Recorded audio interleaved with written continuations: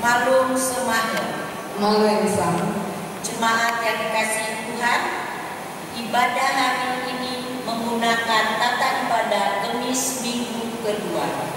Dan firman Tuhan dalam ibadah minggu ini akan dilayani oleh Pendeta Dr.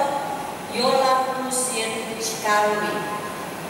Mari kita siapkan hati dan pikiran kita untuk beribadah dengan bersaat teduh sejenak. Jemaat yang dikasihi Tuhan, mari kita berdiri dan memuji Tuhan dengan menyanyi NKB 7 ayat 1 dan 2. Nyanyikanlah nyanyian baru.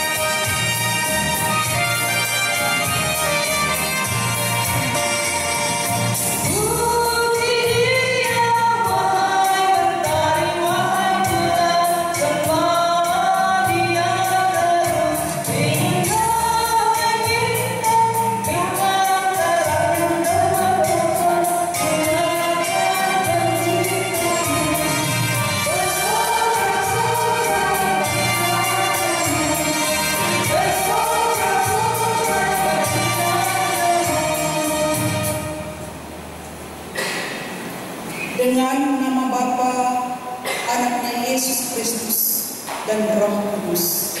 Amin. Tuhan menyertai kamu.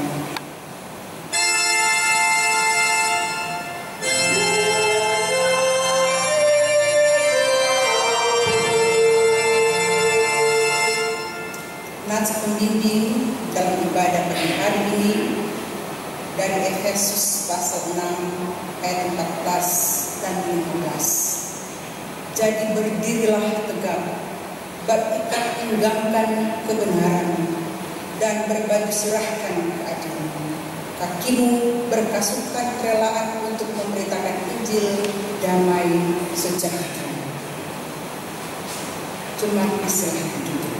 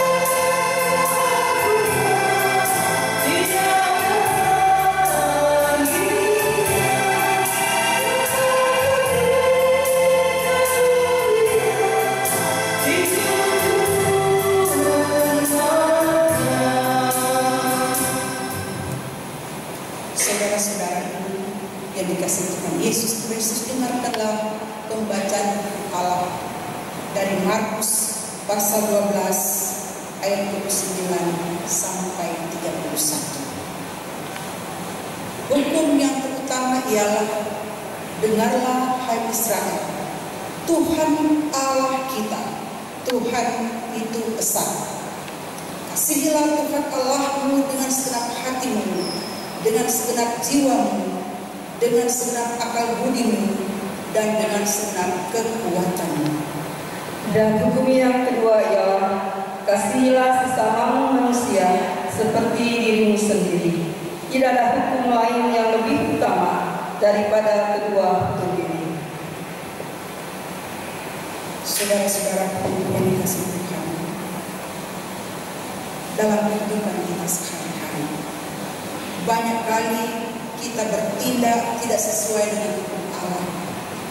Malah kita lebih suka melakukan hal-hal menurut kehendak hati kita sendiri. Oleh sebab itu, saudara-saudara, marilah kita mengaku dosa kepada Tuhan. Mari berdoa.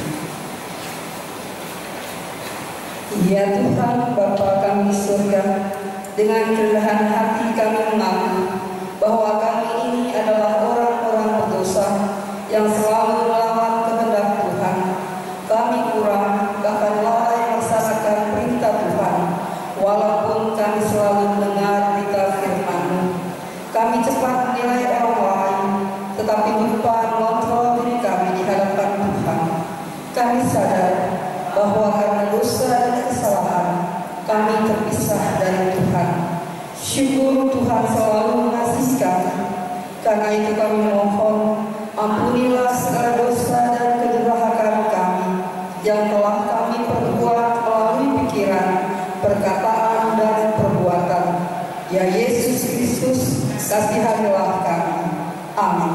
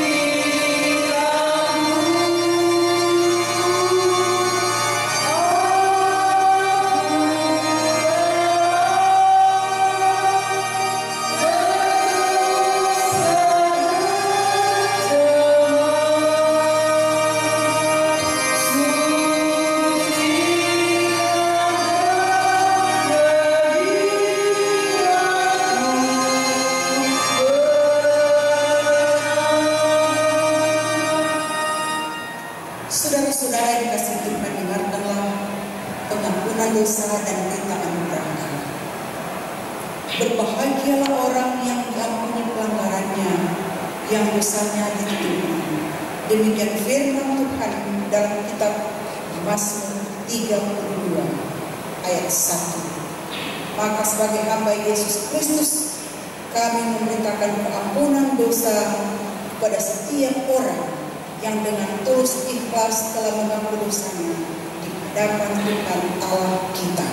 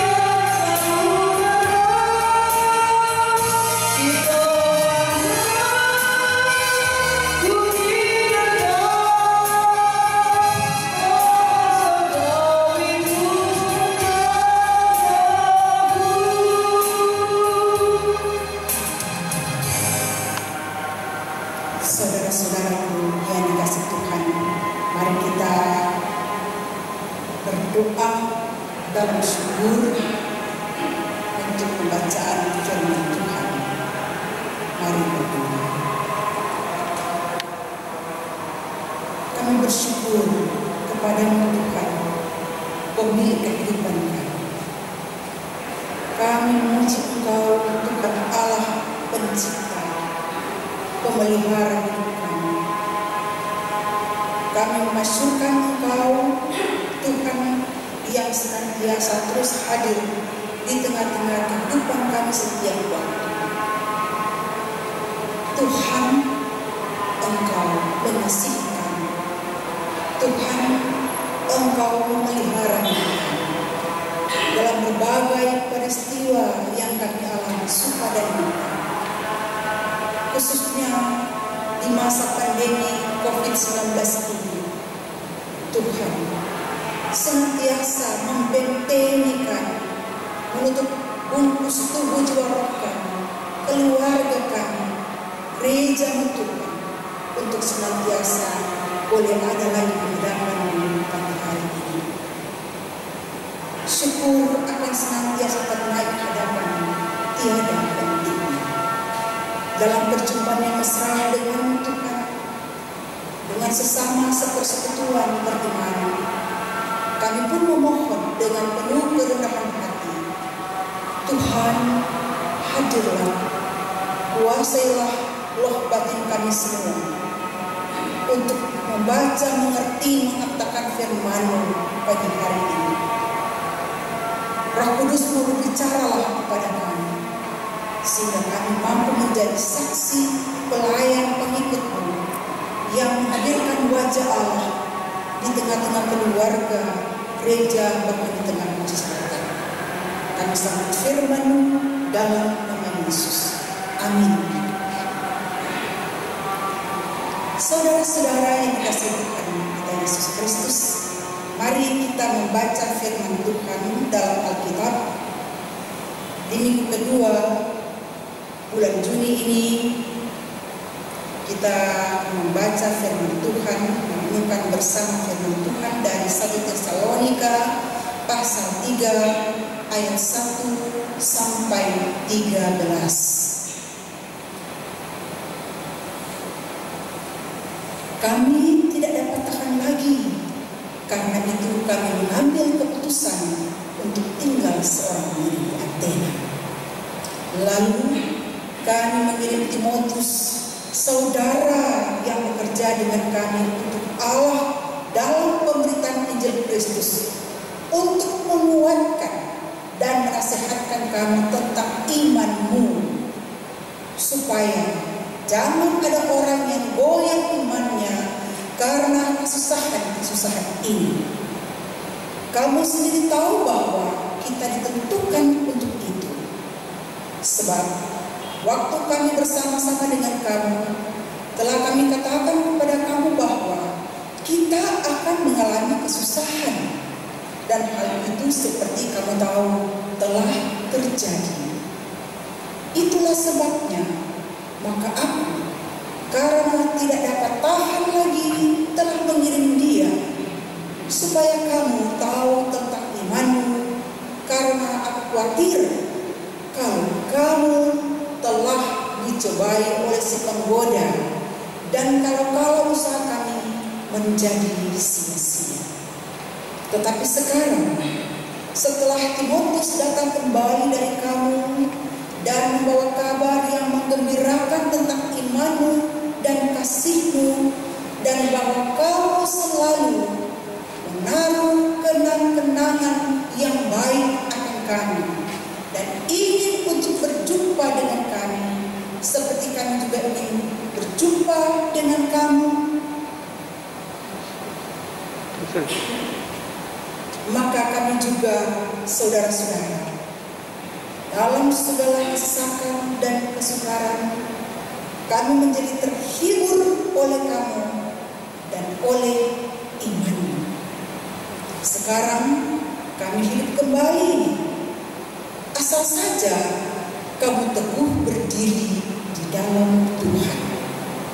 Sebab ucapan syukur apakah yang dapat kami persembahkan kepada Allah atas segala sukacita yang kami peroleh karena kamu di hadapan Allah kita?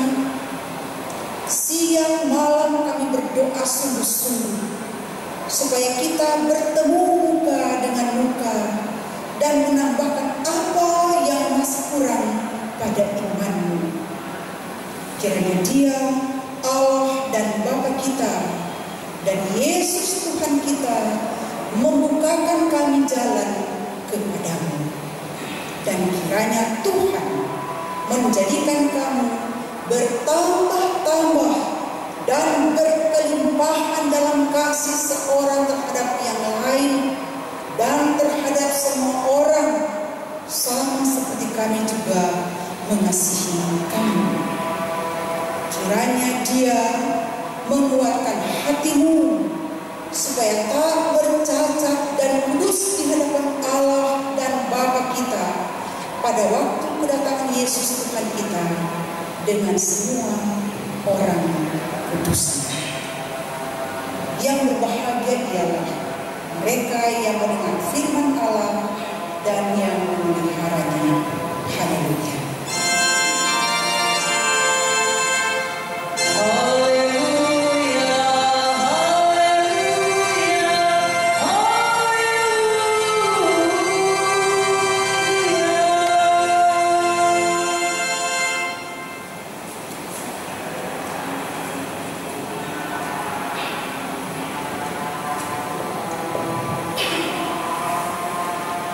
Jemaat yang dikasihi Tuhan, tiba saatnya kita akan memberikan persembahan. Muliakanlah Tuhan dengan hartamu dan hasil utama dari segala penghasilanmu. Maka lumbung-lumbung akan diisi penuh sampai melimpah-limpah, dan bencanamu, pemerahanmu akan meluap dengan air buah anggunnya. Amsal 3 ayat 9 sampai 10.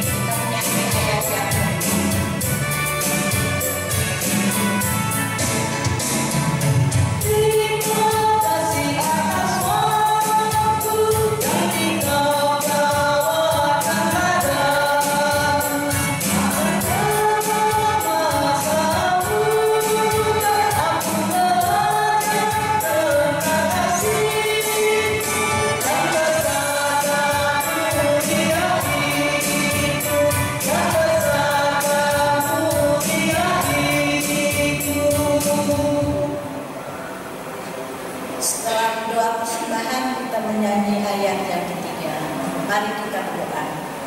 Tuhan Allah, Bapa yang kami sapa hanya di dalam nama anak-Mu Yesus Kristus, terima kasih Tuhan atas penyertaan-Mu.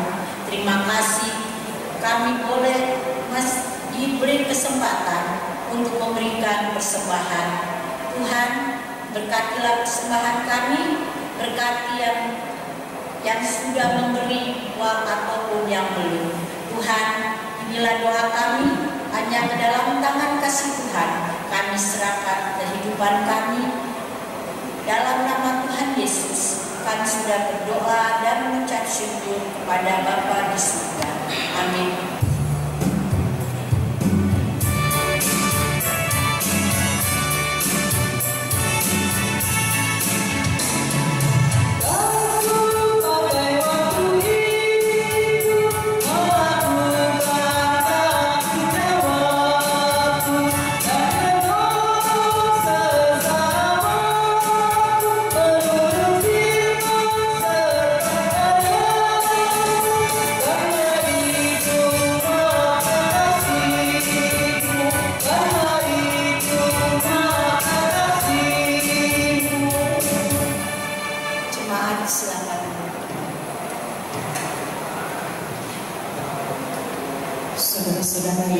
Tuhan Yesus Kristus.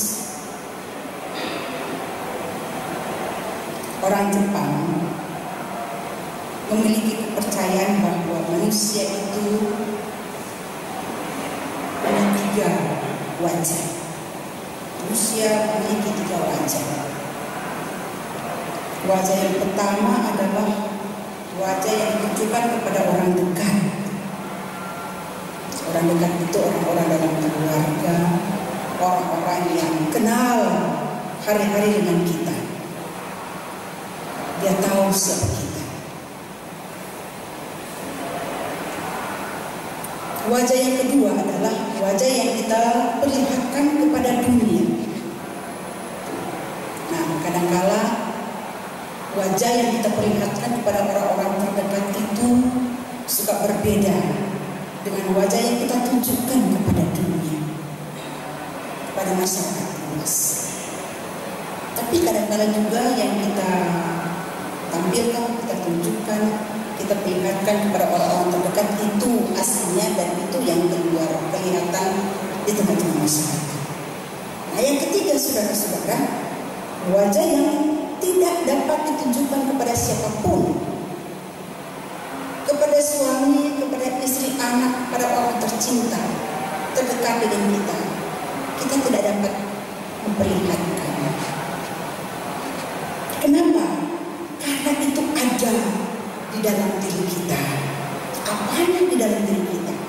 Kan yang kelihatan di wajah itu fisik itu senyum, marah. Kalau lagi COVID-19 ini, lagi bingung, lagi stres, tidak bisa keluar rumah, tercampur. Yang ada di dalam yang tidak kelihatan itu apa? Pikiran kita, hati kita. Di masa pandemi ini seperti apa hati pikiran kita?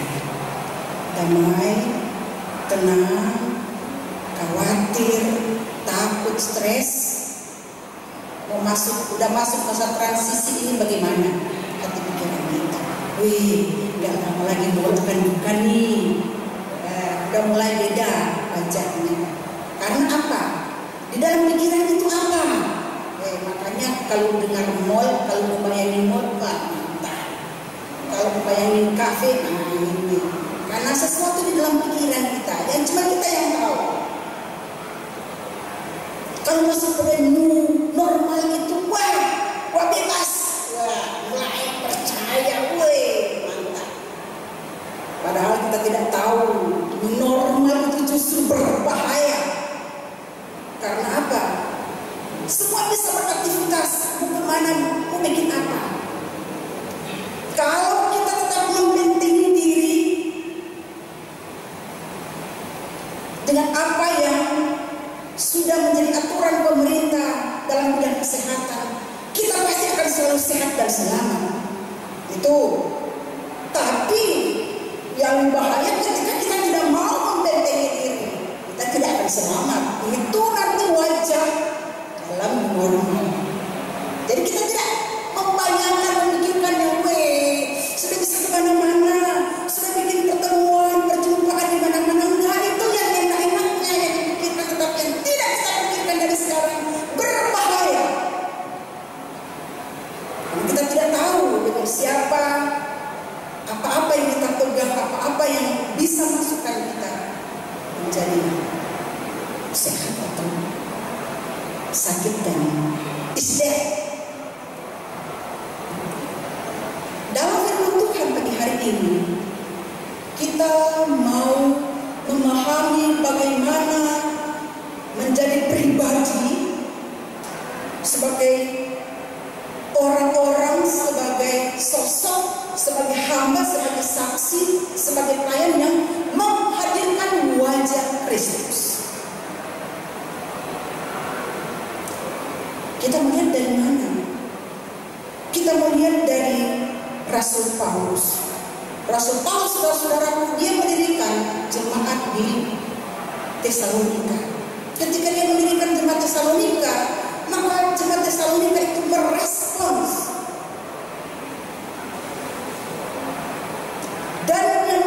sukacita Paulus adalah bukan karena cuma merespon dengan baik, tetapi karena Allah melayakkan dia, mengubah dia untuk memberitakan Injil, memenangkan jiwa bagi orang-orang di Tesalonika. Karena kasih Allah itu, belas kasihan Allah, Allah mau berbela rasa mempertobatkan Paulus, sehingga membuat Paulus sendiri tertarik ke transfer wajah Allah yang penuh kasih itu kepada orang lain.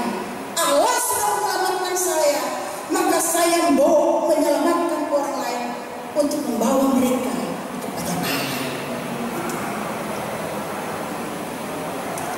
Jadi karena ada sesuatu yang Paulus sudah alami, dan itu adalah yang kita kenal dengan sebutan life experience-nya Paulus. Setiap tindakan seseorang, setiap gerakan, action yang dilakukan karena dalam life experience di masa lampau. Padahal kalau pikir Paulus itu jahat sekali dari sudut pandang kekristenan. Dia tidak layak, tetapi dia tidak memikirkan itu. Dia lebih membiarkan Allah di dalam pikiran, cinta Allah, layaknya Allah bagi dia. Dan ini dasar Paulus sehingga dengan kesadaran iman membangun relasi dengan Tuhan, karena Tuhan lebih dulu telah membangun relasi mesra dengan Paulus. Dan karena relasi mesra terbangun, yang inisiatif adalah Allah, maka dia pun kemudian mentransfer relasi yang baik itu kepada orang-orang di Tesalonika. Wujudnya adalah membawa mereka kepada Tuhan dalam hati yang penuh sukacita. Tetap bersukacita, padahal Paulus sadar saat dia mempertobatkan orang-orang, membawa orang pada Kristus, situasi di Tesalonika tidak enak. Penginjilan terancam. Banyak godaan yang membuat orang-orang bisa goyah iman. Paulus bersukacita terus memberitakan Injil karena Tuhan ada di dalam dia. Wajah Allah ada di dalam kehidupannya. Kasih, ketulusan, kerendahan hati, itu modal yang penting dan yang utama. Simpati dan berempati itu yang menjadi dasar dalam pelayanan, memberitakan Injil, membawa orang kepada Tuhan, membawa orang bersekutu dengan Tuhan, membawa orang itu mengalami Tuhan. Kelemahan kita adalah kita tidak melihat orang-orang itu sebagai sesama kita, sebagai wujud representasi Tuhan, sehingga kita harus memperlakukan mereka sebagaimana Tuhan memperlakukan saya. Kita kadang-kala bukan melihat orang-orang sekitar kita dengan menggunakan mata. Kita mempergunakan telinga kita memperlakukan orang-orang di sekitar kita. Padahal Tuhan sudah baik kepada kita. Kita diberkati. Kita diberikan kekuatan berkarya. Kita bisa bekerja. Kita bisa punya jabatan. Kita bisa punya talenta. Kita punya anak-anak, cucu-cucu yang diberkati. Kita sehat sampai sekarang. Maka itu semuanya harus keluar sebagai bentuk pelayanan kepada orang lain. Tapi kita tidak, seringkali kelemahan kita di situ, kita jatuh. Karena kita lebih senang, soalnya dia begini, dia begini, sudah, gak usah, gak usah, bikin aja, gak usah dia, karena kita membuka telinga, lebih percaya telinga daripada mata kita.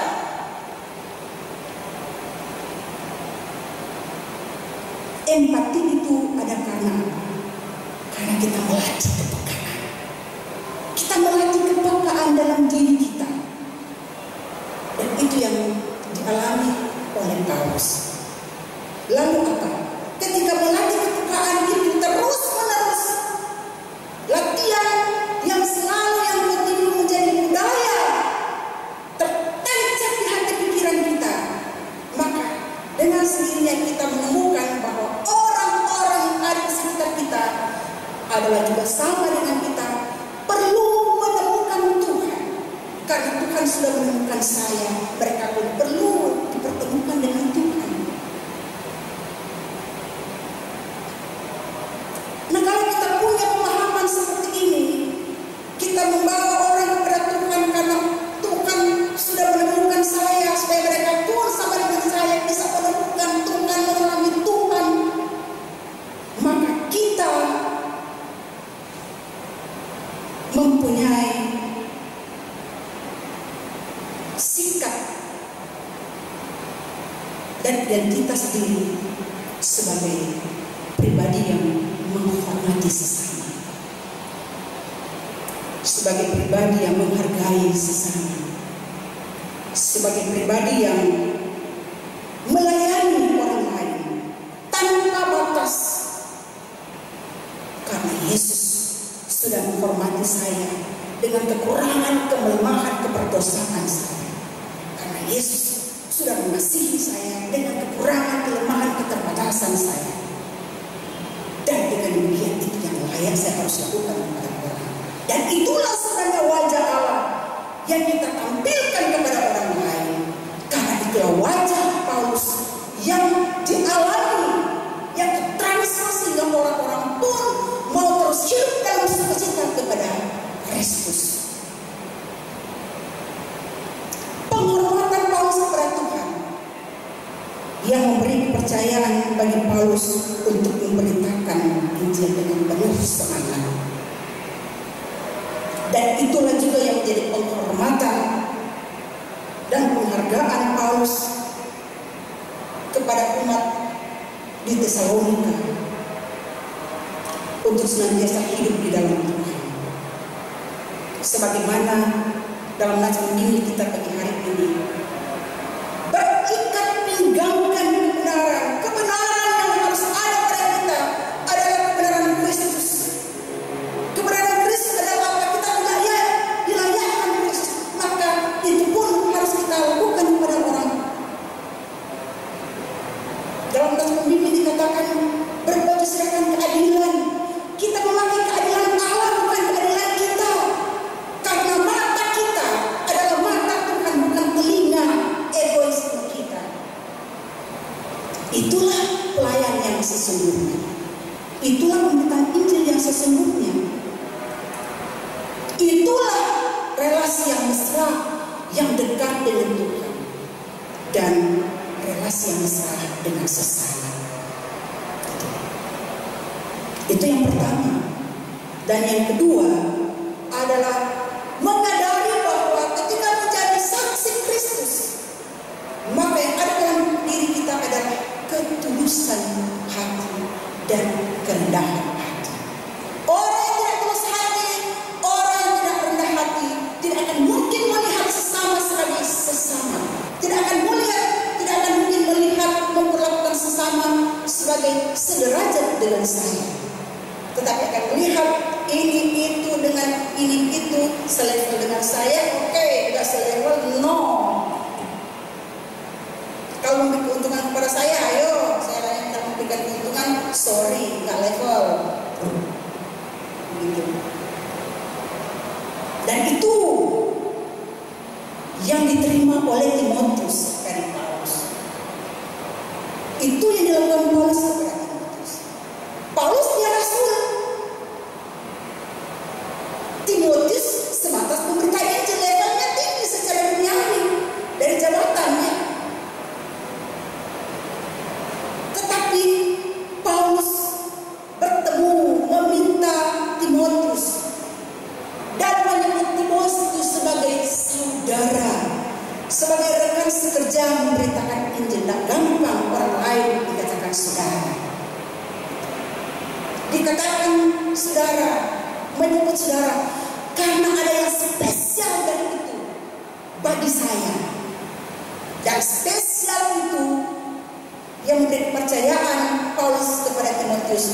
untuk lihat kau pergi ke sana, lihat orang-orang di Tesalonika, mereka tetap teguh enggak di dalam iman, atau karena situasi yang mencekam, karena ketidaknyamanan, karena kesusahan, karena iman itu selalu terancam, mereka down.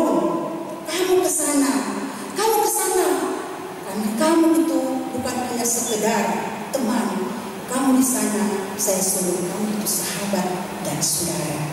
Dan Rasul Paulus memperlihatkan itu kepada Timotius. Lalu Timotius merespon itu dari Paulus. Kalau secara kedagingan, gua kan masih muda, kacau ngapain lu suruh gua? Lu kan rasul, gua kan cuma meminta izin. Lu enak kali ungkang-ungkang kaki gua yang suruh-suruh. Gua punya nama yang tenar, yang top, gua yang kerja keras. Enggak. Timotius karena dia merasa Paulus adalah saudara, dan Timotius merasa bahwa dia pun sudah dilayakkan Tuhan, dipilih Tuhan untuk menjadi perpanjangan tangan Tuhan memberitakan Injil, dia menerima dengan sukacita. Maka kesanalah tugas pemberitaan Injil disampaikan.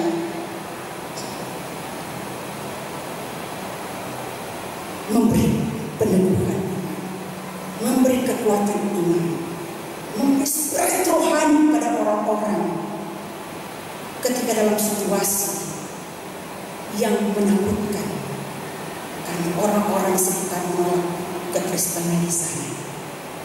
Menghibur, menguatkan iman percaya orang-orang yang sudah mengalami Tuhan supaya tetap teguh sampai kedatangan Tuhan Yesus kedua kali.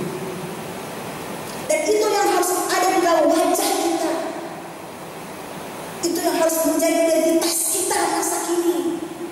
Ketika nanti new normal, wajah Allah yang kita perlihatkan kepada orang, semakin menghargai orang, semakin mencintai orang, semakin melihat siapa di samping kita sebagai sesama, dan menganggap orang itu walaupun tidak satu level dengan kita, tetapi kita memahami mereka itu selevel, sama-sama di hadapan Tuhan sederajat. Artinya saudara-saudaraku, Paulus memposisikan dirinya sebagai pribadi yang tidak mendominasi Timotius, menguasai, mengatur dengan seenaknya Timotius. Dan itu yang harus ada di dalam kebiasaan kita. Kalau kita biasa mendominasi istri di rumah, mendominasi suami, mendominasi anak cucu keluarga, itu kebiasaan mendominasi itu pasti akan berpengaruh ketika dalam persekutuan di gereja maupun di tengah masyarakat. Lu harus dengar gua yang harus dengar. Tidak memberi kesempatan kepada orang lain, tidak menghargai orang lain. Ada perbedaan seperti dalam kerajaan-kerajaan. Kenapa? Kok Paulus bisa begitu? Karena Paulus sudah dikuasai oleh pikiran Kristus, oleh hati Kristus, oleh mindset Kristus. Mindset Paulus telah mengikuti mindset Kristus ketika dia dipertobatkan dan dipilih Tuhan untuk menjadi rasul bagi orang-orang yang percaya kepada Kristus.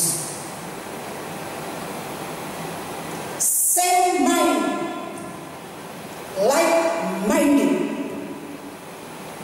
Siapa sentralnya? Kita yang harus same mind dengan Kristus, bukan Kristus dengan kita. Kalau Kristus harus sama dengan cara berpikir saya, Tuhan, sudah berapa bulan saya berdoa, berpuasa, berkesenangan, kenapa saya hidupnya begini?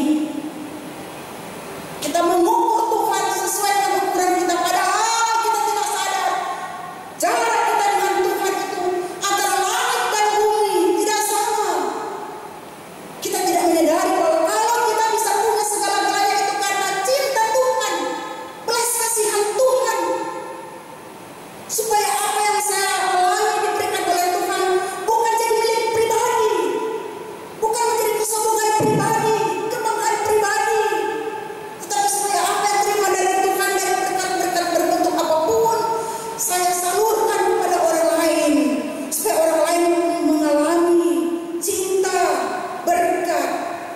dan kasih dari Tuhan. Kristus sentral, Kristus dasar, menghormati Tuhan karena dia menghormati Tuhan. Dan wujud orang menghormati Tuhan adalah yang menghormati A, B, C, D yang gak selevel dengan dia. Wujud orang yang menghormati sesama adalah akan kelihatan ketika lansia-lansia dia mau duduk bersama enggak, diajak bercakap-cakap sedang gurau enggak. Duduk orang yang menghormati sesama, apalagi sebagai saudara seiman. Kalau orang-orang sudah pensiun, mau enggak dia pergi ke rumahnya, mau enggak bercanda, atau kita sendiri yang membatasi dengan saya harus berteman dengan ini, buka jejaring dengan ini, dengan orang-orang yang punya duit sebatas itu, punya gelar sebatas itu, punya jabatan sebatas itu. Ini yang perlu kita ubah mindset kita. Karena apa? Kalau kita hanya mengukur pertemanan, persaudaraan kita dengan orang lain dari hal-hal lahiriah, fisik, jasmani, itu kebenaran itu, apa arti pelayanan kita selama hidup di dunia? Saudara, saya mau katakan kepada kita semua, kita yang punya status apa, gelar apa di dunia ini, di keluarga kita, di gereja kita, gelar, status, jabatan apa, itu sekarang. Itu tidak akan menjadi kenangan ketika kita tidak ada di dunia ini. Dia akan menjadi kenangan ketika kita tidak ada di dunia ini adalah, dia itu begini. Dia itu begini. Baik dan jahatnya itu yang begini.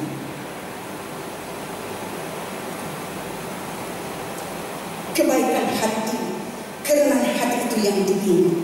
Itu nilai, itu kenangan yang akan membekas bagi generasi anak cucu dan gereja kita ke depan.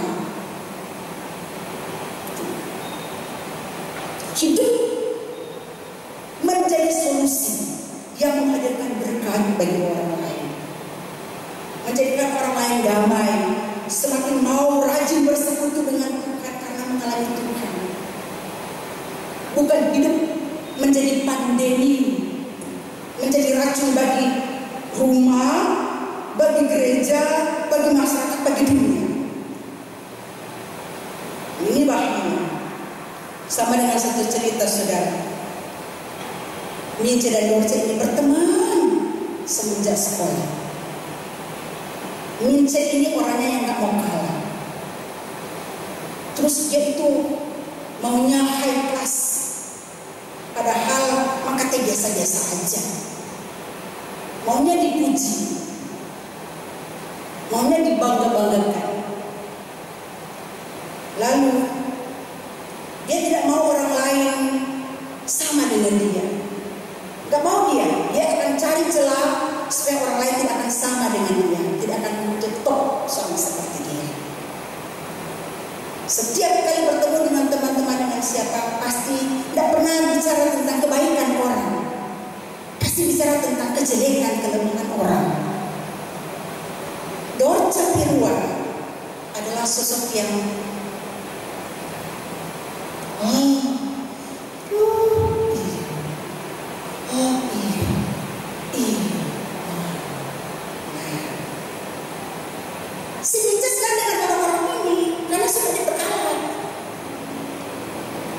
pandemi COVID-19, Mince panggil Dorce ke gereja, ke dokter. Ayo kita periksa ke dokter, kita swab.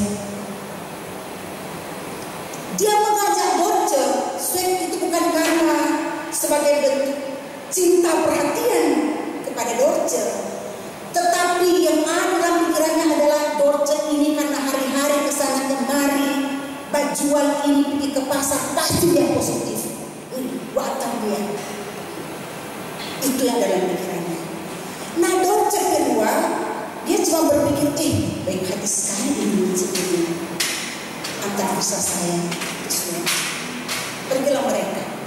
sudah tunggu hari ketiga yang berhasil. Sementara menunggu dulu lah mereka. Kata Minci, Dorce, kalau hasil swab mana positif bagaimana? Dorce bilang, enggak apa-apa dong. Kita pasti langsung dimasukin di rumah sakit. Mana enggak takut? Kata Dorce, enggak lah. Lalu begini, terus kakek mana cuma berlari di rumah sakit, mana mati. Beruah Dorce, anda apa-apa?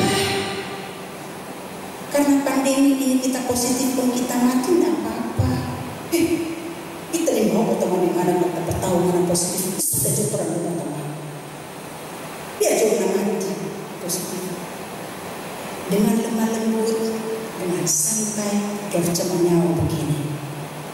Mince, terang dosa berteman bertahun-tahun. Kalau kita mati karena positif, tak masalah. Karena kita tahu orang banyak sayang kita selama kita hidup. Karena kita selalu baik Pak orang.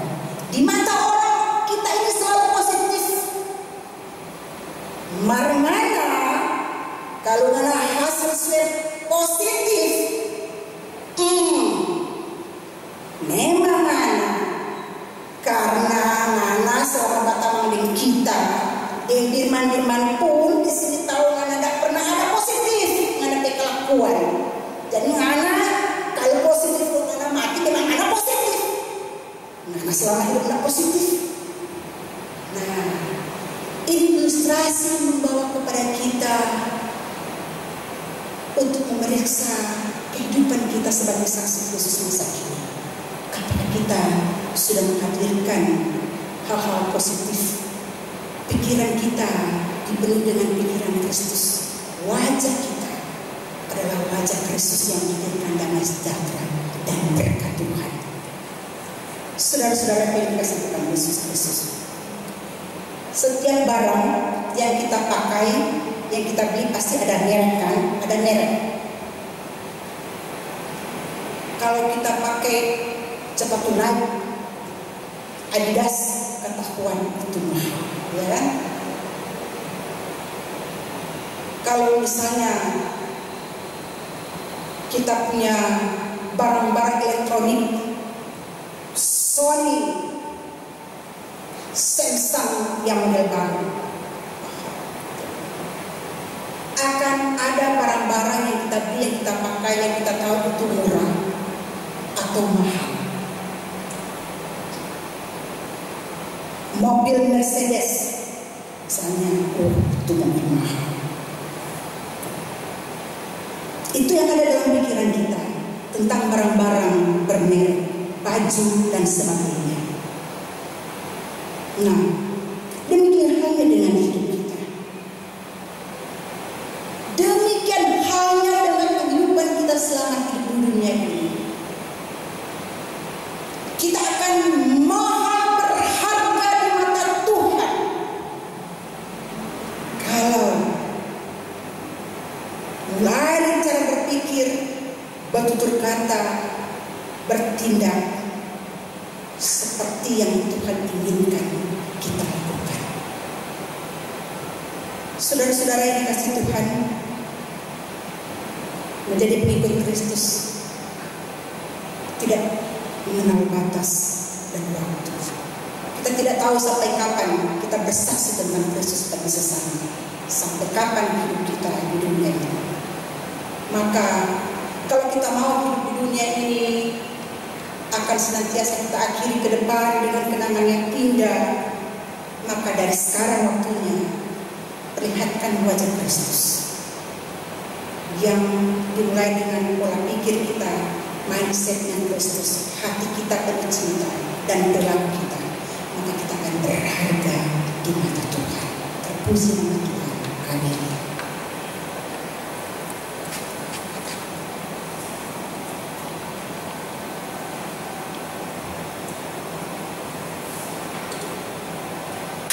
Saudara-saudara yang dikasihi Tuhan, setelah mendengar firman Allah dan berita keselamatan, marilah kita menjawab amanat Tuhan. Kita menjawab amanat panggilan-Nya serta mengungkapkan pengakuan iman kita bersama-sama dalam Kristen di setengah abad dan di segala tempat sambil berdiri. Kita berkata, aku percaya pada Allah Bapa yang Maha Kuasa, Tuhan dan kepada Yesus Kristus, Anaknya yang tunggal Tuhan kita, yang dikandung daripada Roh Kudus, lahir dari Maria, yang menderita bawah pemerintahan Pontius Pilatus, disalibkan, mati dan dikuburkan, turun ke dalam kerajaan maut.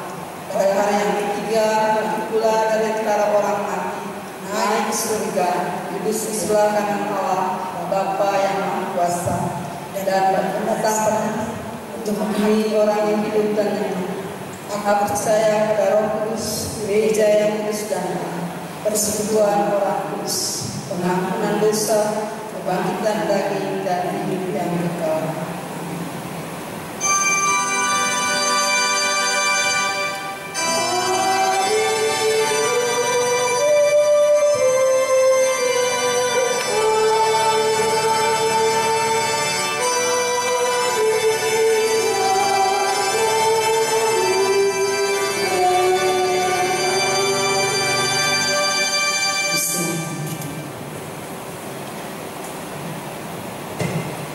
Mari saudara-saudara kita satu dalam doa.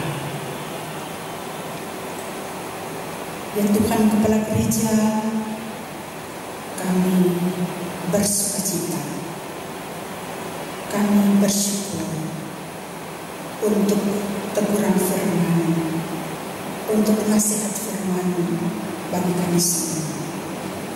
Kami sadar Tuhan, siapa kami di hadapan Tuhan, siapa kami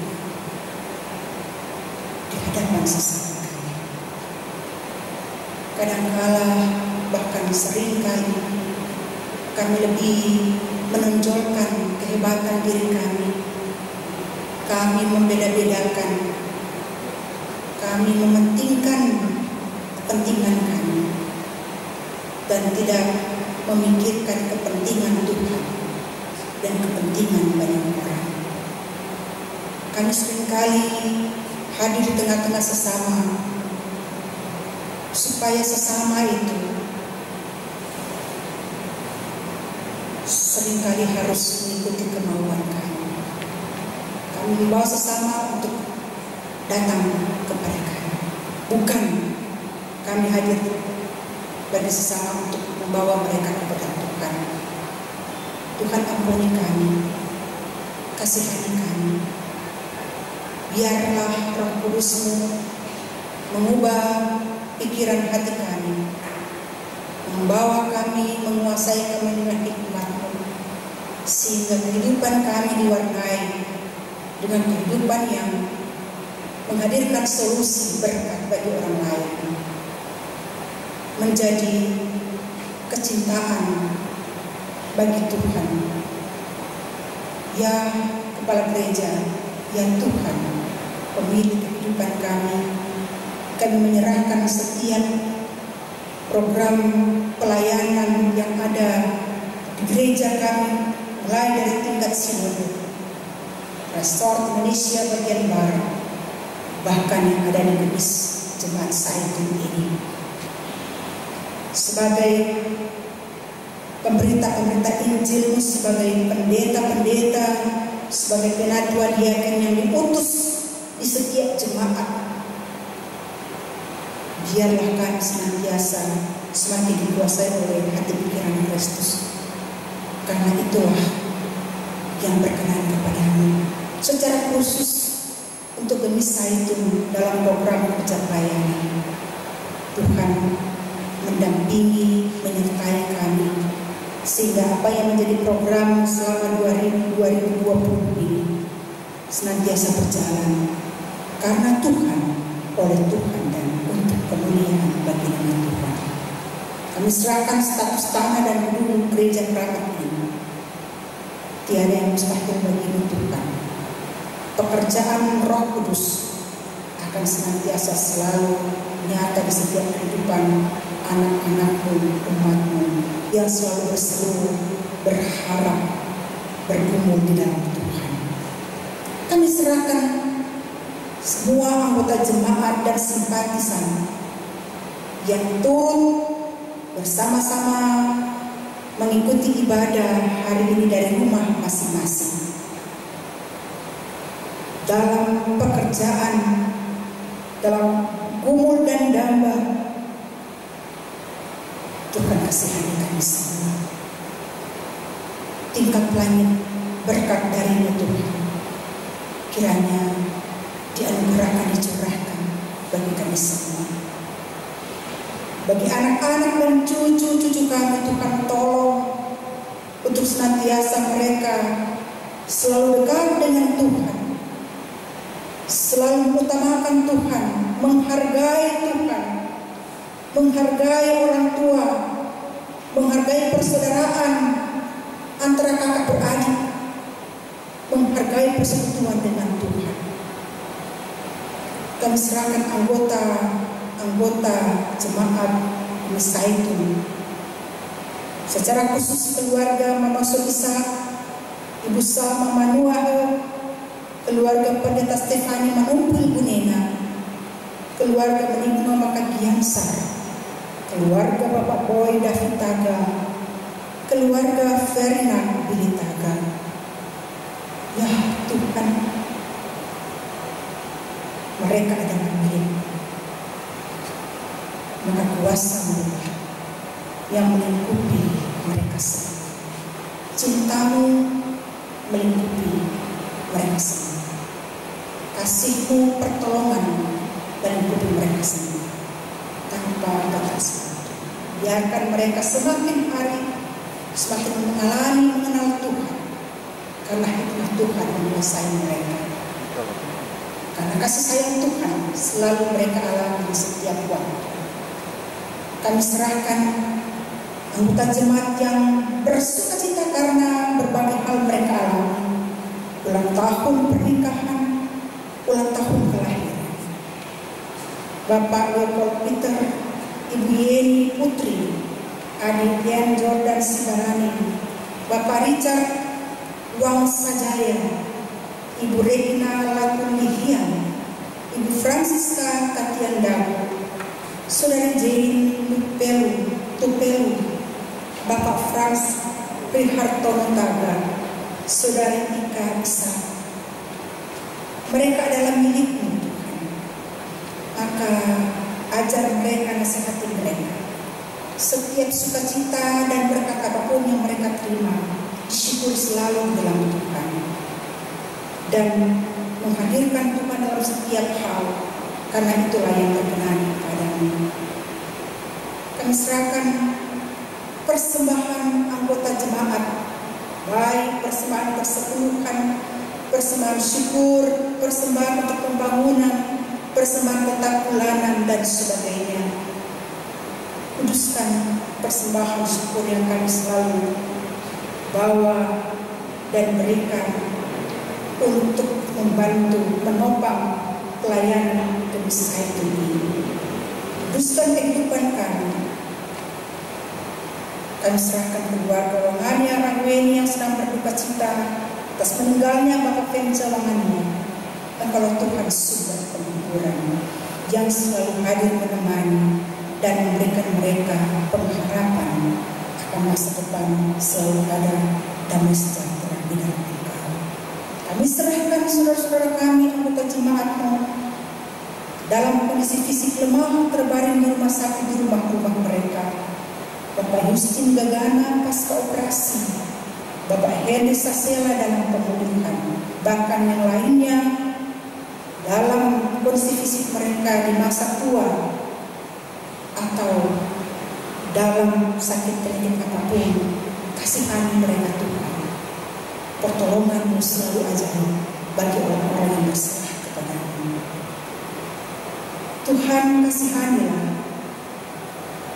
orang-orang tua kami yang lanjut usia, para janda, para duda, anak yatim piatu yang bergumul karena pekerjaan, karena ekonomi, karena pendidikan, karena apapun. Tuhan, tidak ada yang mustahil bagimu. Kami percaya di waktu Tuhan, dengan cara Tuhan, mujizat menjadi nyata. Anak-anak dalam menghadapi ulangan dan mencari pekerjaan di berbagai tempat, di dalam negeri bahkan di luar negeri.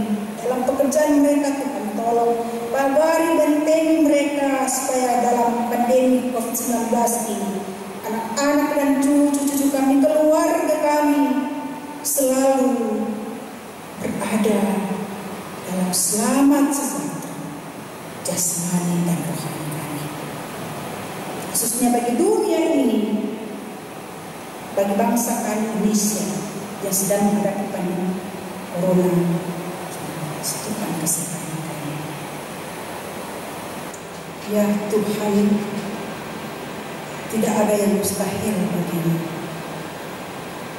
Dengan kuasa-Mu, dengan cara-Mu, Engkau yang akan mengakhiri semua pandemi coronavirus 19. Dengan cinta dan belas kasih bagi kami semua manusia di dunia ini, kami percaya masa yang sulit akan Tuhan gantikan dengan masa yang penuh bahagia di waktu Tuhan sendiri. Kami serahkan kepadamu dan berharap kami untuk persiapan gedung gereja yang akan dibuka kembali. Tuhan, tolonglah kami semua. Bagi kami yang betul-betul memiliki kerinduan karena sehat jasmani kami berada di gedung gereja ini, tetapi juga ketika kami dalam berbagai hal kami masih memilih untuk beribadah dari rumah kami masing-masing. Kami percaya Tuhan sumber berkat akan senantiasa hadir dalam diri kami setiap jemaat-Mu. Karena kami jemaat-Mu, setiap orang, setiap umat-Mu adalah gereja yang hidup, yang diberkati Tuhan. Bagi kamilah semua berkat dan penyertaan Tuhan akan senantiasa kami alami. Tuhan, dengarkanlah seru doa kami ini. Kabulkan pinta kami yang kami bawa di dalam satu nama Tuhan kami Yesus Kristus yang mengajar kami berdoa bersama. Bapa kami yang ada di surga, dikuduskanlah nama-Mu, datanglah kerajaan-Mu, jadilah kehendak-Mu di bumi seperti di surga. Berikanlah kami pada hari ini makanan kami yang secukupnya, dan ampunilah kami akan kesalahan kami, seperti kami pun mengampuni yang bersalah kepada kami. Dan jangan membawa kami ke dalam pencobaan, tapi lepaskanlah kami dari yang jahat. Karena Engkaulah yang punya kerajaan dan kemuliaan sampai selama-lamanya. Amin.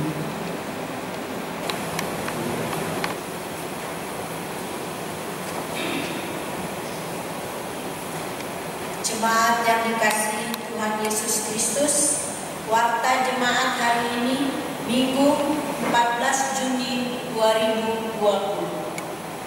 Majelis jemaat mengucapkan selamat hari Minggu dan terima kasih kepada Pendeta Dr. Yolapus Irsyari yang telah melayani firman Tuhan hari ini. Terima kasih kepada Bapak Ibu Saudara-saudari, anggota jemaat dan simpatisan yang sudah beribadah bersama dari rumah masing-masing. Kiranya Tuhan senantiasa memberkati persekutuan dan pelayanan kita.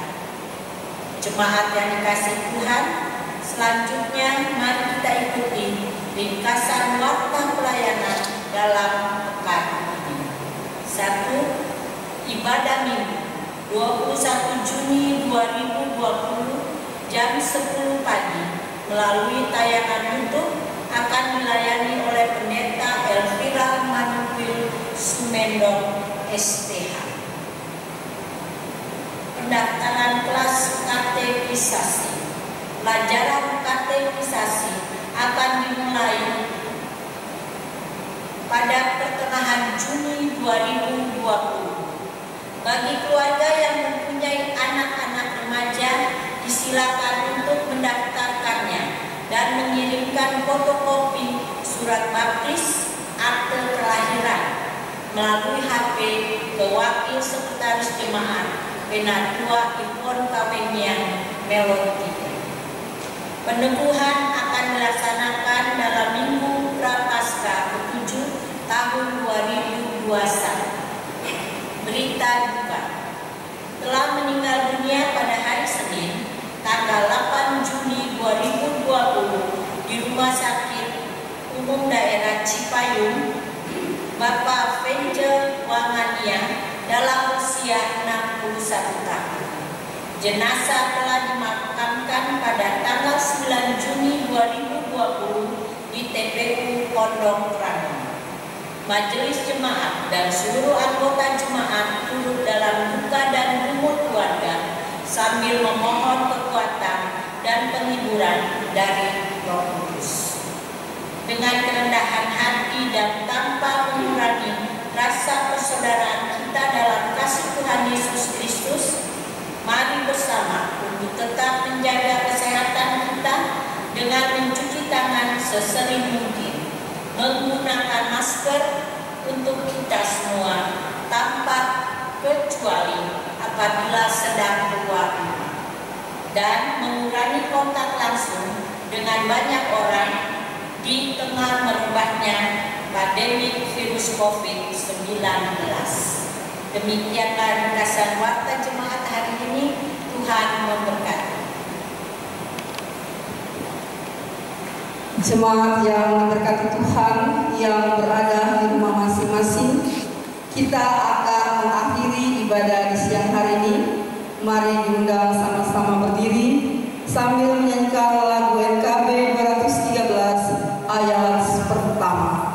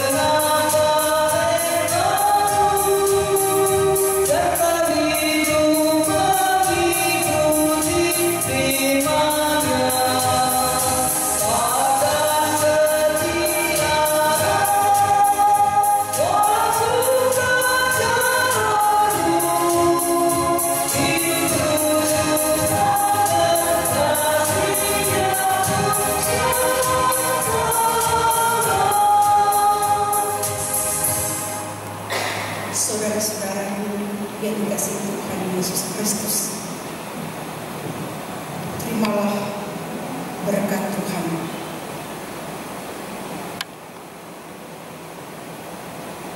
Anugerah Tuhan Yesus Kristus, kasih Allah Bapa, dan persekutuan dengan Roh Kudus menyertai kamu sekalian sekarang sampai selama-lamanya.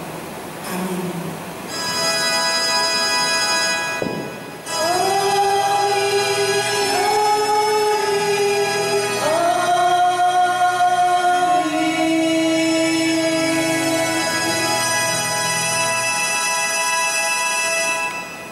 Sampai duduk dengan bertasa teduh sejenak.